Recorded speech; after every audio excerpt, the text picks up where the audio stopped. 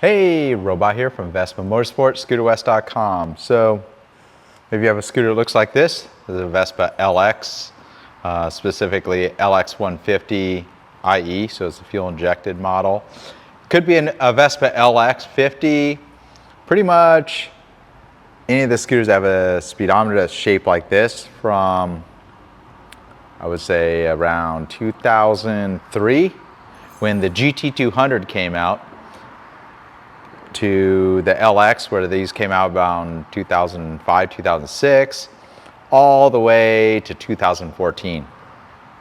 It also includes the GTS 300, not the GTS 250. Those have a completely different clock that's powered by the main battery. But if it essentially looks like this, where you have the speedometer, a clock down here, and two buttons that are kind of on top of each other, a fuel gauge and sometimes a coolant gauge in that lower. This video is for you. I'm going to show you how to do the clock. So if you have something older like an AT, there's another video for that. So before we get started, let me show you what's needed. It's more tools than you probably think to change out a clock battery. So just a little precursor, you're probably going to need a whole new clock module. Now these clocks are pretty old, so 640484 if you need to replace the clock. If it truly is just the battery, which is a good idea to have anyways, a part number 494521-BAT. You can find both those items at scooterwest.com. Various needle noses and wrenches work fine or helpful. They don't need to be this size.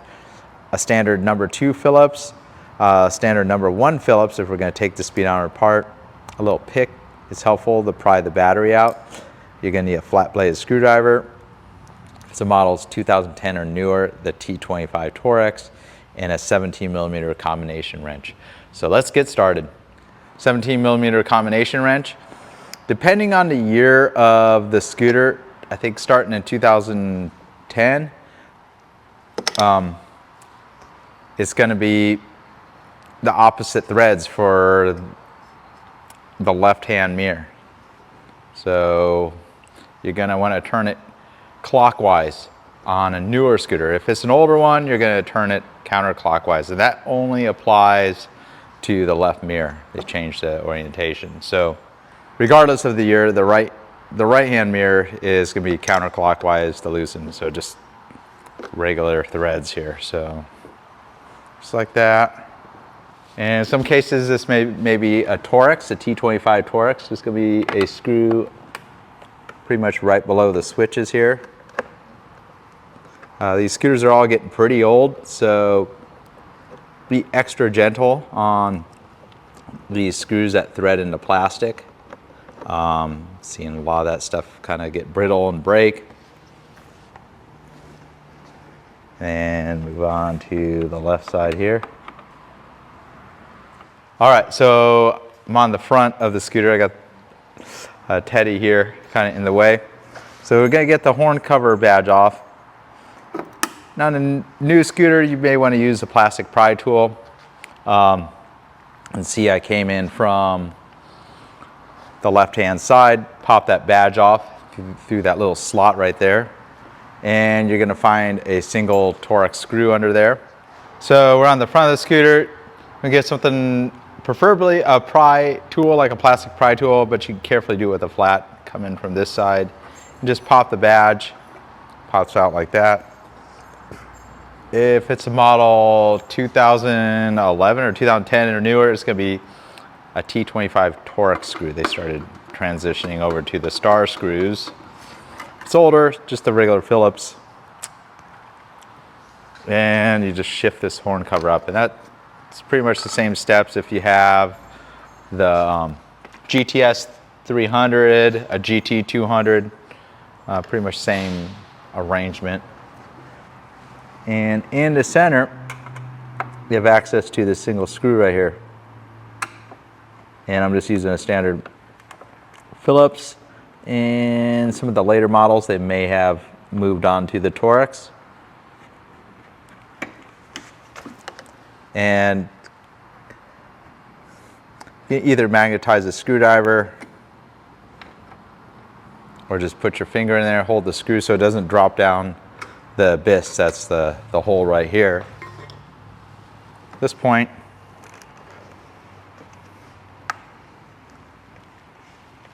so what I'm doing is putting my finger in there, pulling away so it kind of separates this plastic tab right here. So if you pull forward, it may break those tabs. So just keep that in mind. So underneath you see several connections. Start with these turn signal pods here.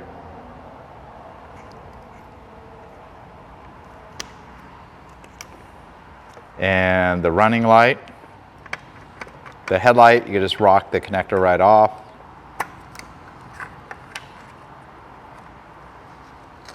And I'm just using my nail to kind of push this little tab. That's right there, there's a little tab. And they all separate just like that. So the clock battery is way back there. It's nearly impossible to get access to it unless you remove the rear half of the speedometer and handlebar cover. Some other things to note, this is the fuel injected model. There's your flasher relay. Only the fuel injected ones have a flasher relay. Older ones, it was built into the ignition module. Just put a brand new master cylinder on this scooter. Tend to see the master cylinders and the brake hoses. They've been failing quite frequently. So we'll start with the speedometer cable, just carefully. Sometimes it's a knurled nut. This one has an aluminum hex nut, and then you just carefully pull the speedometer cable away.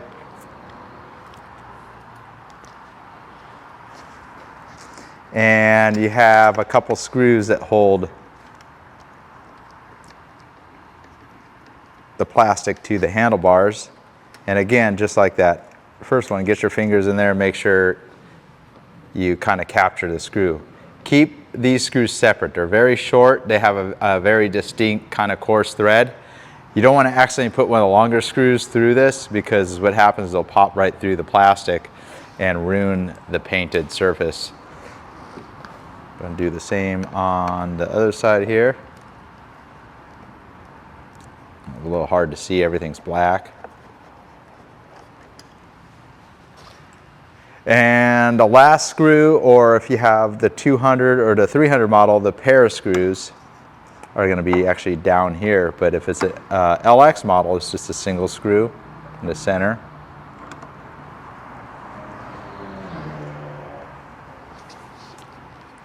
Should be an identical screw here. So it may be possible to access the connection right now, but my recommendation is just go ahead and separate the whole handlebar cover with all the switches and everything. So you have your red kill switch, just pull that connector straight out. The start button, you got to squeeze the two little tabs, just like that, and kind of rock the connector.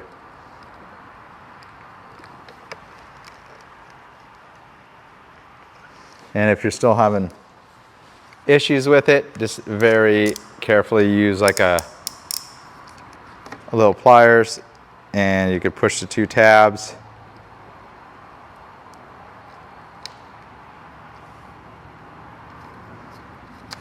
There it is.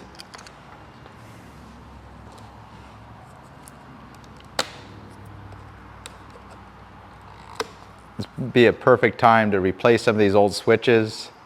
They're rather inexpensive. I've covered that in the past on how to replace all these switches.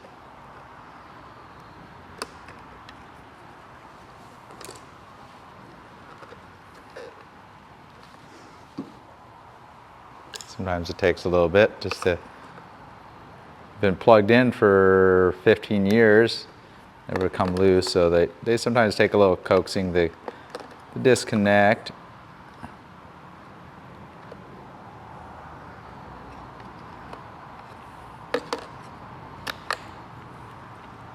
And now all the remaining connectors. Only some models like the 300 and the fuel injected LX have this extra white connector.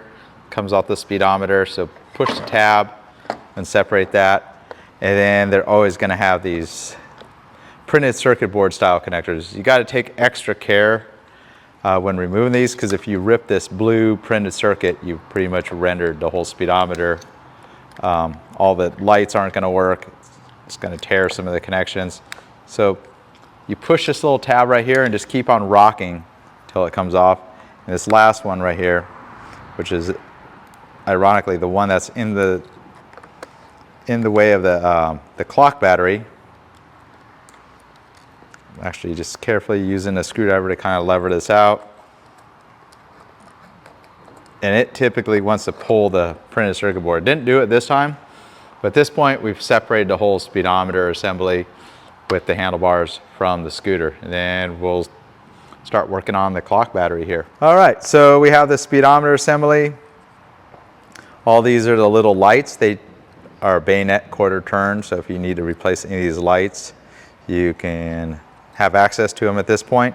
They're generally pretty reliable. The red ones are a different wattage than the black plastic lamps. And just get a small nail nose. You're going to pull this plug out, and it's usually going to distort the plug a little bit. See how I'm rocking, and it will pull right out.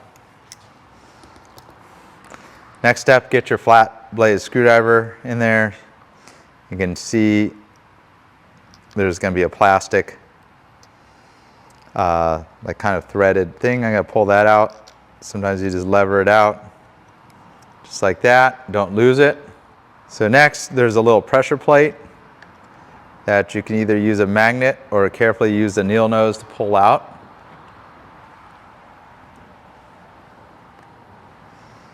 And now we're at the final step. There's the clock battery that's buried in there.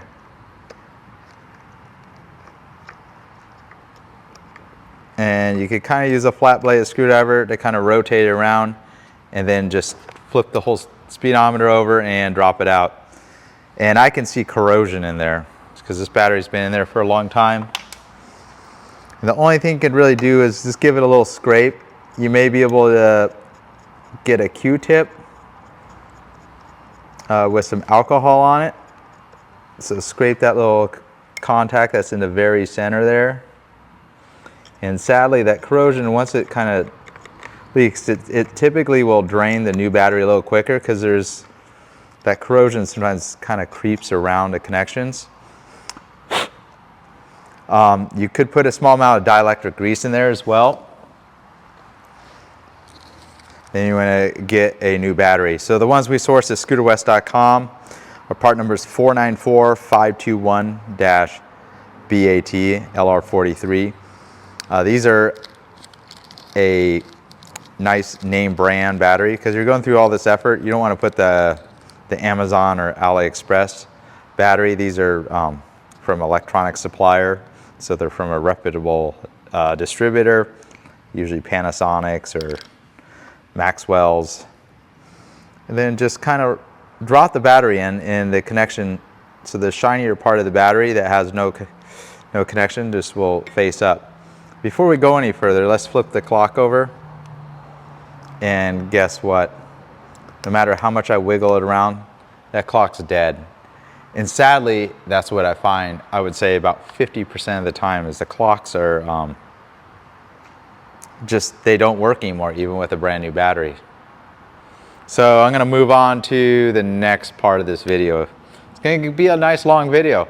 So you thought you were just in for a short video on replacing a clock battery. And guess what? It's a little bit more than that. And that's just what you expect now that these scooters are 15 years old. But I don't know, I like my stuff perfect.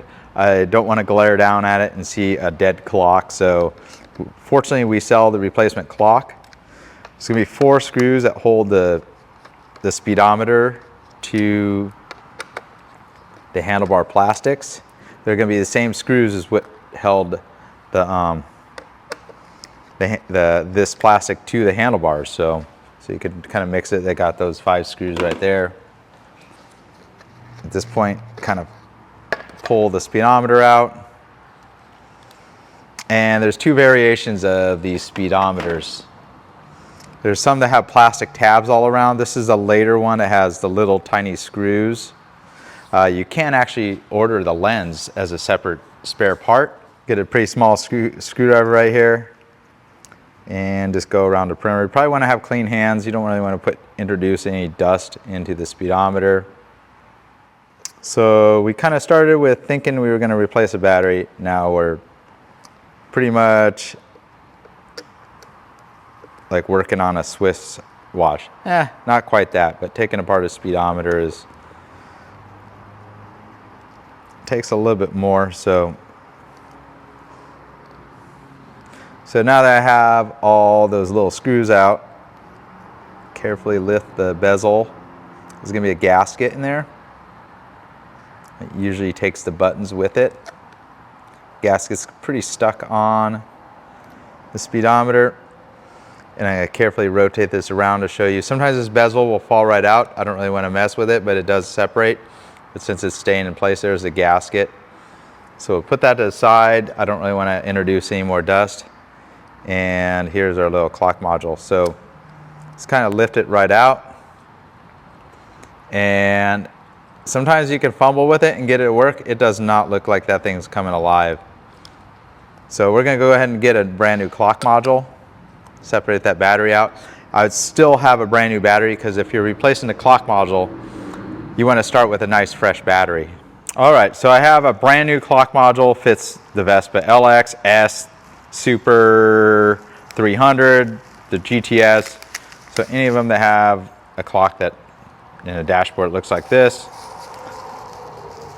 So part number is 640484, found on the Scooter West web store. And there's the clock. It's actually in the seconds mode. So if you ever set one of those old school, wrist watches, this is how that works. I never bother setting the date because that's kind of silly. I don't know why you'd want to set the date on a, but keep on cycling through, and now we'll save the date. Sometimes you put in the mode where, or save the time. You can put in mode where it flashes time and date. But pretty important that you replace the battery, just like this other module. You can see they're made by different manufacturers over the years. So is what you do. You can do it a lot easier once you have the clock out and not working in that little well. So this one doesn't have that little metal. So I'm using a pick. That's even a better tool to kind of just get behind the battery, pry it out. Newer clock modules seem like they hold the battery in there much tighter. There goes the battery. We'll go ahead and put a new battery in the brand new clock. There you go. You can see it's right at 12. And then put the little shutter back in place. You could use your nail. Could use the flat screw or even a little dime. But we're back to where we could set it all. And it all works. And it's nice to set them while they're outside the clock here. So at this point, we'll just drop it right in and get it all assembled. So go ahead and drop the clock right in place. And it just goes right underneath. FYI, kind of clean my hands here. It snaps right in just like that. Take your bezel.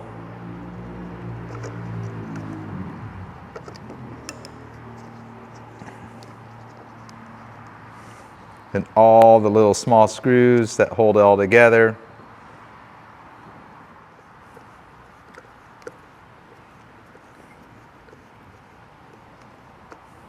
You may want to make sure those buttons still work before you put the speedometer. They're a little bit harder to push since you're kind of pushing through a weatherproof rubber like membrane.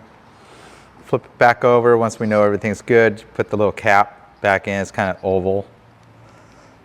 Just like that. Usually the spot where I pried it out, I reversed it so it's a little easier if we need to take it back apart. Drop the speedometer back into the handlebars here.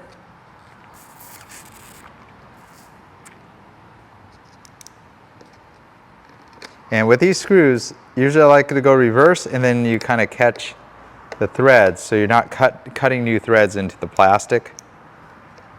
You can kind of feel when it drops down a little bit when you're turning it counterclockwise. That's how to preserve the threads on plastic, you know, any of these bosses that are like plastic that have screws that thread into them. So make sure your turn signal is tight. Again, maybe a good idea just replace all the switches right while you're in here. All right, so the easy part, reconnecting all these connections. And that's the way everything's engineered. It's engineered to go together easy, more difficult to take apart.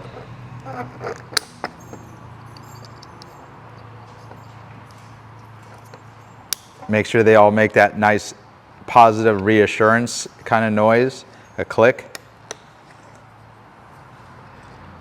So here's a little trick for your players. So the red is, they're both identical connectors for a turn signal and the high-low beam, but the red connection is on the top.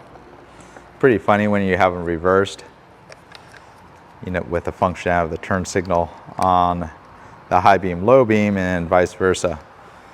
And we got the last two. So the kill switch. And while you're at it, make sure your brake switches are still good. So those are all snapped in place. Got some turn signals. So go ahead, hold the handlebar back in place. Make sure none of the wires are pinched and the remaining connectors are all accessible. And typically I like to start with these upper two because it will get that more difficult center lower one in position. So again, sometimes it's best to go backwards and then thread it in place. Make sure that wire's out of the way there.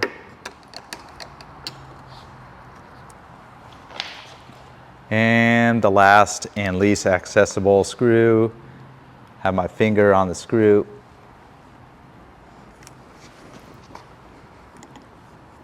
All the way back there, so make sure it starts. Put the speedometer cable back in place. So what I like to do is tighten this by hand.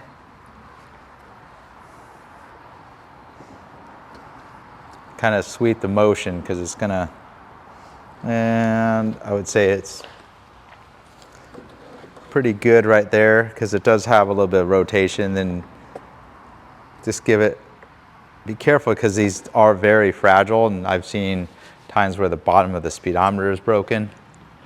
Before we put it all together, make sure all the lights work. Turn signals are just this light staying on because I don't have the front ones, the horn. Make sure the scooter starts. So I think we're okay. We'll put the handlebar cover back on. Make sure all the lights on the front work. Pretty much in the reverse order. Of course, if any of these bulbs need service, this would be the best time to do so. These classic modern scooters, they all have incandescent bulbs, no LEDs in here. Then just same with the connectors, kind of make sure nothing's getting pinched as you're carefully putting this back together. The quarters are pretty close when you're putting this all together. Take care not to damage any connectors. Sometimes you got to pull it down a little bit and get the tabs all lined up. Push those wiring out of the way and make sure the seam up here is perfect first before you go any further. And we'll start with a single center screw. Put the horn cover back in place, so kind of up, turn the handlebars to the side, then shift it down. Snap the badge back in place. And the 2 remaining screws on both sides here.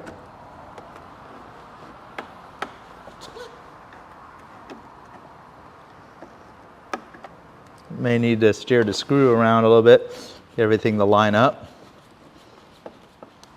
And we'll go ahead and put the mirrors back in place. So go ahead and clockwise on your right mirror.